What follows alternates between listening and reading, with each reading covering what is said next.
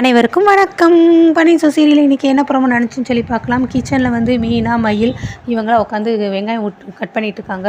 மீனா வந்து வேலை போட்டு வச்சுட்டு இருக்காங்க. ஆனால் கோமதி என்ன இப்படி இவ்வளோ ஸ்லோவாக வேலை பார்க்குற, சீக்கிரம் தான் வேலை பாரு அப்படிங்கிறாங்க.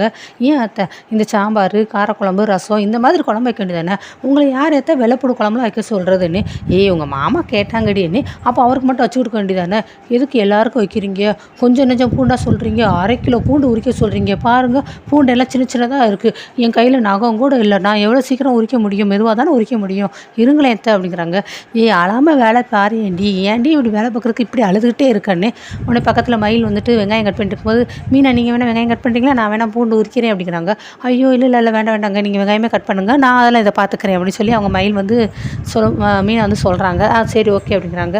அடுத்து திருப்பி ராஜி வராங்க. ராஜி வரும் அன்னார் கேட்குறாங்க, நெத்தி நான் வந்து எதுவும் வேலை பார்க்க உடனே வேண்டாம் நீ ஒன்றும் வேலை பார்க்க வேண்டாமா, அப்புறம் நீ வேலை பார்த்துட்டுன்னு வச்சுக்கோ, உன் புருஷங்க வந்துட்டு எதுக்கு என் பொண்டாட்டியை வேலை பார்த்தீங்க, வேலை பார்க்க வச்சிங்க அப்படின்னு சொல்லி என்கிட்ட சண்டை போடுவான், அதெல்லாம் நான் எதுவும் கேட்க மாட்டேமா. ஆமாம் இன்றைக்கி என்ன நீ ஓட போலையா என்ன அப்படிங்கிறாங்க. டியூஷன் போயிட்டு வந்துட்டியா இல்லை இன்னும் டியூஷனுக்கு போகிறேன்னு சொல்லி இன்னும் ஓட தான் போயிட்டு இருக்கியா, என்னத்தை தான் எங்கிட்ட இருந்து மறைக்கிறீங்களோ அப்படின்னு சொல்லி கோமதி பேசுவோம். அதனால் சைலண்ட்டாக இருப்பாங்க. ஐயோ சரிம்மா உன்ட்டு நான் எதுவுமே கேட்கல, வாயை முடிக்கிறேன், உன்ட்டு எதாவது கேட்டேன்னு வச்சுக்கோ, என் பொண்டாட்டிகிட்ட வந்து கொஸ்டின் கேட்குறீங்க, எதுக்கு கேள்வி கேட்குறீங்கன்னு சொல்லி திருப்பி வந்து சண்டைக்கு போட வருவானே.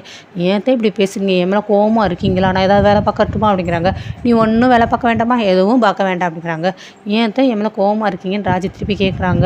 நான் எதுக்குமா கோவப்பட போகிறேன், உள்ளது தானே சொன்னேன் அப்படிங்கிறாங்க. மீனாவும் பக்கத்தில் இருந்துட்டு ஏன் தான் அவளை இப்படி பேசுகிறேன்னு, நான் ஒன்றும் சொல்லலடி, அவன் எப்படி பேசுனா தெரியுமா உனக்கு, என்னென்னமா பேசுகிறான், இவளுக்காக மாமா கூட சண்டை போடுறேங்கிறான், என்கிட்ட பேசுகிறான், எனக்கு மனசாட்சி இல்லையான்னு கேட்குறான், நான் வந்து இவன் மேலே ரொம்ப வெறுப்புலாம் காட்டுறேன்னு சொல்கிறான், என்னென்னலாம் பேசிட்டாவே, இனிமேலாம் நான் இவன்ட்டு எதுவும் பேச மாட்டேன்ப்பா அப்படிங்கிறாங்க. ராஜிக்கு இப்போ ரொம்ப கஷ்டமாக இருக்கும் கோமதி பேசுறதை கேட்டுட்டு, இரு நான் பேசுகிறேன் அப்படின்ட்டு மீனா பக்கத்தில் சொல்கிறாங்க. ஏன் தனி ஒரு பெரிய விஷயம் பெருசாக சாதிக்கணும்னு நினைக்கிறீங்க, அதுக்கு உங்களுக்கு மாமா சப்போர்ட் பண்ணுவாரா பண்ண மாட்டாரா, உங்கள் கூட இருக்கணும்னு நீங்கள் நினைப்பீங்களா நினைக்க மாட்டீங்களானே. நான் நினைப்பேன், வேறு என்ன வேலை அவருக்கு, எனக்கு சப்போர்ட் பண்ணி அவர் இருக்கணும், அவருக்காக தானே நான் இருக்கேன், எனக்காக அப்போ சப்போர்ட் பண்ணி தானே ஆகணும் அப்படிங்கிறாங்க. அதே தானே அதை கதிரும் செஞ்சுருக்காரு, அவர் வீட்டுக்காரிக்காக அவங்க அப்பா கிட்டக்கே சண்டை போட்டிருக்காரு, அவங்க அப்பா கிட்டக்கே பேசியிருக்காரு, இவ்வளோ தூரம் கதிர் பேசுகிறதுக்கு காரணமாக இருக்கிறது யார் அப்படின்னு மீனா கேட்குறாங்க.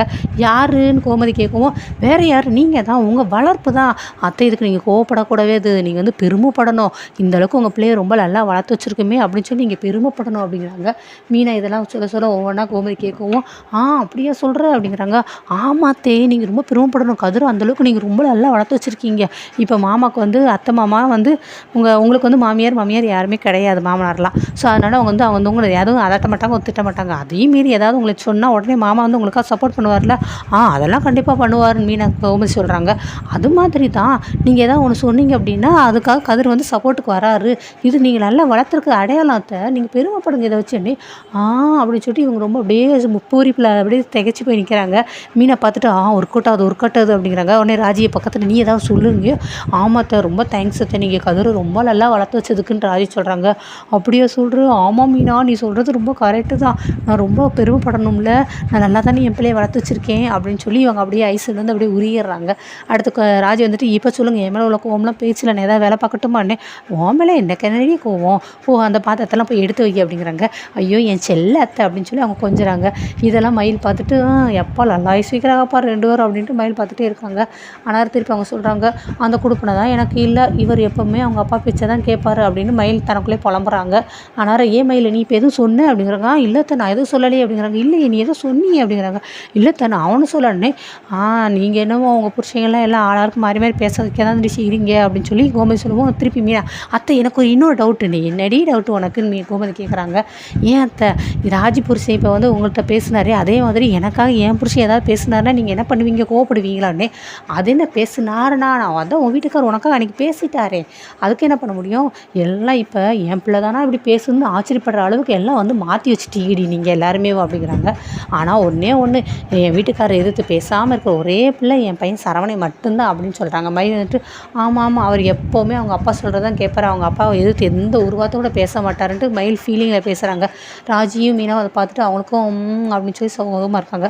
அதுக்கடுத்து கோமதி சொல்கிறாங்க, நாளைக்கு உங்கள் எல்லாருக்கும் லீவு தானே அப்படிங்கிறாங்க. இல்லைத்தே எனக்குலாம் ஆஃபீஸு லீவ் எப்படி விடுவாங்கன்னே. நாளைக்கு போகி பண்ணியே கூட லீவ் விட மாட்டாங்களா, அது மறுநாள் பொங்கலில் வீடெல்லாம் சுத்தம் பண்ணணும், வீட்டில் நிறைய வேலை இருக்குது, எல்லோரும் கண்டிப்பாக லீவ் போட்டுருங்க, மயிலும் உனக்கும் சேர்த்து தான் சொல்கிறேன்னு. சரிங்க அத்தை அப்படிங்கிறாங்க. அதுக்கடுத்து வீடை ஒதுக்குற வேலையெல்லாம் பார்க்குறாங்க. எல்லோரும் தூசி தட்டு தட்ட குப்பையெல்லாம் தட்ட ஒட்டடை அடிக்க மயில் இந்த மாதிரி வேலையெல்லாம் பார்த்துட்டு இருக்கும்போது அரசி மட்டும் புக் வந்து படிச்சுட்டு இருக்காங்க. ஆனால் அவர் மாமா வந்து ஃபேனில் உள்ள தூசியெல்லாம் தட்டி எடுக்கும்போது தூசி கண்ணில் பட்டுருது.